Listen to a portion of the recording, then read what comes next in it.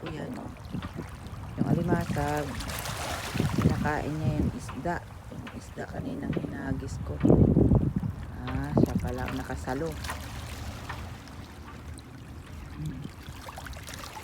Ayun. Magalawa ang tubig eh. Kaya, ayan oh, yan, oh, yan.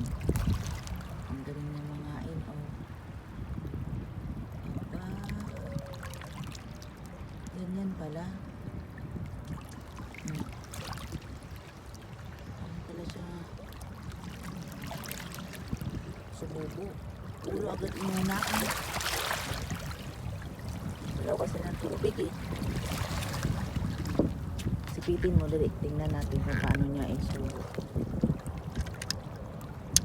Oh na.